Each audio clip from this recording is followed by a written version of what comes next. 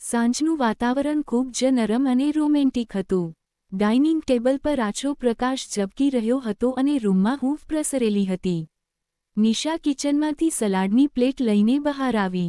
ધીમી ચાલ અને શાંત ચહેરા પર થોડો સંકોચ, જાણે દરેક ડગલે તે પોતાની જાતને સંભાળી રહી હોય. તેણે પ્લેટ તેના પતિ રજત તરફ લંબાવતા કહ્યું, આ લો. રજતે પ્લેટ લેતી વખતે અજાણતા જ તેની આંગળીઓને સ્પર્શ કર્યો. બસ એક ક્ષણનો સ્પર્શ, પણ નિશા માટે તે એક તોફાન જેવું હતું. તેનું આખું શરીર ધ્રુજી ઉઠ્યું.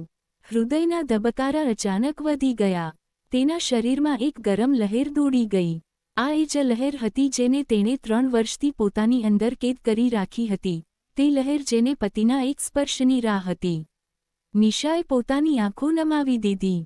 તેના હોઠ ફફડ્યા. તે કંઈ પણ બોલ્યા વગર એ અહેસાસમાં ખોવાયેલી જ હતી કે ત્યાં જ રજતનો તીખો અવાજ ગુંજ્યો. ઓહ ગોડ નિશા, તારાથી એક પ્લેટ પણ સરખી રીતે પકડાતી નથી? કેટલી ગમાર છે તું? આખા રૂમમાં સન્નાટો છવાઈ ગયો. નિશા એક પળ માટે જડ થઈ ગઈ. હમણાં જ જે ધ્રુજારી તેના ભીતરમાં જાગી હતી, તે જ ક્ષણે તૂટીને વિખેરાઈ ગઈ. તેણે પાછું વળીને કોઈની સામે જોયું નહીં. બસ, તે ફરી અને ચૂપચાપ કિચન તરફ ચાલી ગઈ. જેવો દરવાજો બંધ થયો, તેના ડગલાં લથડ્યા. તે સિંક પાસે ઊભી રહી, પણ પછી ધીમેથી લપસીને નીચે બેસી ગઈ. આંસુ એક એક કરીને પડવા લાગ્યા. 3 વર્ષના લગ્ન હતા, પણ પતિએ તેને આજ સુધી ક્યારેય પોતાની નજીક આવવા દીધી નહોતી. ન કોઈ રાતનો સ્પર્શ, ન કોઈ કોમળતા. બસ અંતર, બસ ઠંડાપણું અને આજે ફરી એ જ અપમાન. તે પોતાના આંસુ લૂછતા વિચારવા લાગી, શું હું પ્રેમના એક સ્પર્શને લાયક પણ નથી? શું મારી તડપ, મારી ચાહત, મારી વ્યથા ફક્ત મારા અંતરમાં જ દમ તોડતી રહેશે? કિચનની શાંતિમાં તેની ડૂસકા જ ગુંજી રહ્યા હતા. એક સ્પર્શની ચાહત જેને તે 3 વર્ષથી જીવવાની કોશિશ કરી રહી હતી, તે આજે ફરી તૂટીને તેના હાથમાંથી સરકી ગઈ. નિશા આંસુ લૂછી જ રહી હતી કે ત્યારે જ કિચનના દરવાજે કોઈના પગલાંનો અવાજ સંભળાયો. તે ઝડપથી ઊભી થઈ ગઈ જેથી કોઈ તેને રડતા જોઈ ન લે. પણ મોડું થઈ ગયું હતું. તેનો દિયર રાહુલ દરવાજે ઊભો હતો. તેની આંખોમાં ચિંતા સાફ દેખાતી હતી. તે બોલી ઉઠ્યો, ભાભી, તમે ઠીક છો? નિશાએ ગભરાતા કહ્યું, હા, હું ઠીક છું. રાહુલ થોડો નજીક આવ્યો અને ગંભીર અવાજે બોલ્યો, અત્યારે ભાઈએ જે કહ્યું તે યોગ્ય નહોતું. તમારા બંને વચ્ચે બધું બરાબર તો છે ને? ભાઈ આવું વિચિત્ર વર્તન કેમ કરી રહ્યા હતા? નિશાના છાતીમાં દબાયેલું દર્દ જાણે ફરી સપાટી પર આવી ગયું. તેને લાગ્યું જાણે કોઈ તેના અંદરના ઘાને જોઈ રહ્યું હોય, જેને તે આટલા સમયથી છુપાવી રહી હતી.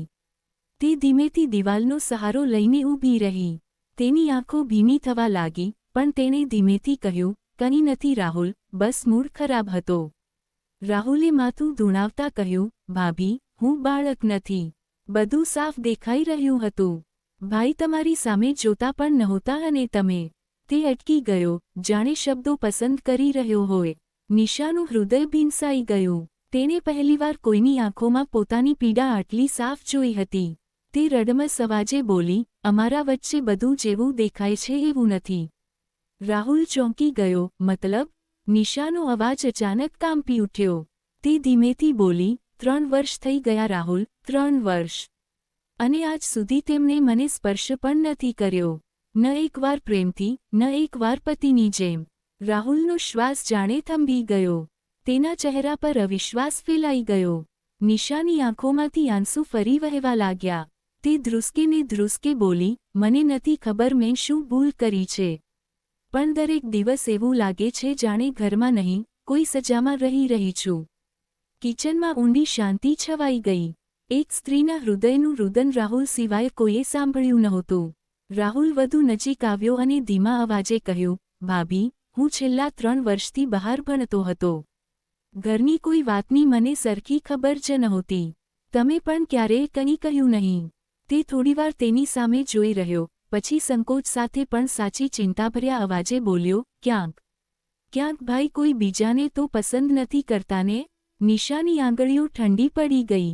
તેને લાગ્યું જાણે કોઈએ તેના અંદર છુપાયેલા ડરને શબ્દો આપી દીધા હોય. તે રૂંધાયેલા અવાજે બોલી, મને નથી ખબર રાહુલ. અને આટલું કહીને ફરીથી માથું નમાવીને ઊભી રહી ગઈ. કિચનમાં ફેલાયેલી ચૂપકીદી રાહુલે જ તોડી. તેણે આગળ વધીને ધીમેથી નિશાના ખભા પર હાથ રાખ્યો, પણ ખૂબ સાવચેતીથી, જાણે ક્યાંક તેની તૂટેલી હિંમત વધુ ન તૂટી જાય. તેણે નરમ અવાજે કહ્યું, ભાભી, તમે ચિંતા ન કરો. હું સત્ય શોધી કાઢીશ. ભાઈ કેમ બદલાઈ ગયા છે? કઈ વાતથી તેમનામાં આટલું અંતર આવી ગયું છે? નિશાએ ઉપર જોયું. તેની આંખોમાં આશા અને ડર બંને હતા. રાહુલ આગળ બોલ્યો, હું ભાઈ સાથે વાત પણ કરીશ. જો કોઈ ગેરસમજ હશે તો દૂર કરાવીશ, અને જો ભાઈ કોઈ બીજા કારણસર તમને તકલીફ આપી રહ્યા હશે તો એ પણ હું સાફ કરી દઈશ. નિશા કંઈ પણ બોલી શકી નહીં.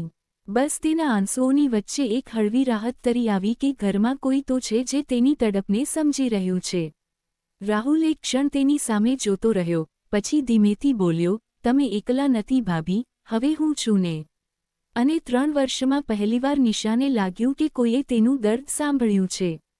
કિચનમાંથી બહાર નીકળતા જ રાહુલના ડગલા આપોઆપ ધીમા પડી ગયા. નિશાના આંસુઓની ભીનાશ તેની આંખોમાં ઉતરી આવી હતી. પણ તેના દુઃખનું કારણ ફક્ત આ જ નહોતું. તેના મનમાં કોઈ ઊંડી જૂની ગાંઠ ફરીથી ખુલવા લાગી હતી. તે વરંડાના ખૂણામાં ઊભો રહી ગયો. તેને સાફ સાફ યાદ આવી રહ્યો હતો એ જૂનો લગ્ન પ્રસંગ. આછી રોશની, મહેમાનોની ભીડ અને એમાંનો એક ચહેરો, નિશા. એ જ દિવસે તેણે ચૂપચાપ તેને મનમાં વસાવી લીધી હતી. કંઈ પણ કહ્યા વગર, કોઈ પણ આશા વગર, બસ એક મીઠો અનકહ્યો અહેસાસ. ત્યારે જ તેના હૃદયમાં હળવું દર્દ ઉઠ્યું. તેને યાદ આવ્યું જ્યારે તે વેકેશનમાં ઘરે આવ્યો હતો ત્યારે મમ્મી પપ્પાએ કહ્યું હતું કે રજતનું સગપણ નક્કી થઈ ગયું છે. વહુ ખૂબ જ સંસ્કારી અને પ્રેમાળ છે, નામ છે નિશા. તે ક્ષણે રાહુલનું દિલ જાણે થંભી ગયું. એ જ છોકરી, એ જ ચહેરો અને એ જ સ્મિત, જેને તેણે ક્યારેક મનોમન ચાહી હતી. આજે તે ભાભી બનીને તેની સામે હતી. રાહુલે દિવાલ પર માથું ટેકવી દીધું. મનમાં એક ટીસ હતી, પણ કોઈ ફરિયાદ કરવાનો હક નહોતો. હવે તેની સામે એક બીજી સચ્ચાઈ હતી કે નિશા દુઃખમાં હતી. તે એકલી હતી અને રાહુલ તેના માટે ક્યારેય કંઈ બની શકે તેમ નહોતો, સિવાય કે એક એવો માણસ જે તેની તકલીફ સમજી શકે. રાહુલે ઊંડો શ્વાસ લીધો અને વિચારવા લાગ્યો કે જે મારું હતું જ નહીં, તેને ખોવાનો હક પણ મને નથી. પણ ભાભી સાથે જે ખોટું થઈ રહ્યું છે, તેને સુધારવાની જવાબદારી મારી છે. તેની આંખોમાં દ્રઢતા પાછી આવી. ડાઇનિંગ હોલની એ ઘટના પછી ઘરનું વાતાવરણ કેટલાય દિવસો સુધી અજીબ રહ્યું. રાહુલ શાંતિથી પોતાના ભાઈને જોતો રહ્યો. ક્યાંક નજર ચોરાવતી, તો ક્યાંક ખીન થઈને બહાના બનાવતી. તેને અનુભવાઈ રહ્યું હતું કે વાત ઘણી ઊંડી છે અને નિશા દરરોજ થોડી વધારે તૂટી રહી છે. એક સાંજે જ્યારે રજત મોબાઈલ છુપાવતા પોતાના રૂમમાંથી નીકળ્યો, ત્યારે રાહુલની ધીરજ ખૂટી ગઈ. તેણે ભાઈનો ફોન ઉઠાવ્યો. સ્ક્રીન ખુલ્લી જ રહી ગઈ હતી. ઘણી ચેટ્સ, ઘણી તસવીરો અને એક કડવી સચ્ચાઈ. રજતને છોકરીઓમાં રસ નહોતો, તે કોઈ છોકરાને પસંદ કરતો હતો. પગ નીચેથી જમીન સરકી ગઈ. તેને થોડીવાર તો કંઈ સમજાયું જ નહીં. પણ સચ્ચાઈ સામે હતી અને હવે તેને છુપાવી શકાય તેમ નહોતી. બીજી દિવસે સવારે રાહુલે હિંમત કરીને મમ્મી પપ્પાને બધું કહી દીધું. ત્યારે જ રજત દરવાજે આવીને ઊભો રહ્યો. ચહેરો સફેદ, આંખો થાકેલી, જાણે વર્ષોથી ભાગતા ભાગતા થાકી ગયો હોય. તે બોલ્યો, હા, આ સાચું છે. હું એ જ છું જે તમે લોકો વિચારી પણ નહોતા શકતા. મેં લગ્ન ફક્ત એટલા માટે કર્યા કારણ કે તમે લોકો ઈચ્છતા હતા. મેં ક્યારેય નિશાને પતિનો પ્રેમ આપવાનો પ્રયત્ન જ નથી કર્યો અને ના હું એ કરી શકીશ. તેની માં રડવા લાગી. પપ્પાનો ચહેરો ગુસ્સાથી લાલ થઈ ગયો. પણ રજતે કોઈ દલીલ વગર કહ્યું, મારે આ ઘરમાં નથી રહેવું. હું મારી જિંદગી મારી સચ્ચાઈ સાથે જીવવા માંગુ છું. હું જાઉં છું. થોડીવાર પછી તે પોતાનો સામાન લઈને નીકળી ગયો. નિશા દરવાજે ઊભી રહીને બધું સાંભળી રહી હતી અને તેની અંદરનો આશરો પૂરેપૂરો વેરવિખેર થઈ ગયો.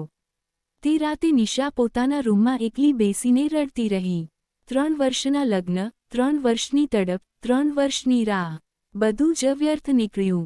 તેને લાગતું હતું કે તે કોઈ સંબંધની નહીં, પણ કોઈ છેતરપિંડીની કિંમત ચૂકવી રહી છે. 3 મહિના પછી ઘર ધીરે ધીરે સામાન્ય થવા લાગ્યું, પરંતુ નિશા હજી અંદરથી ખાલી હતી.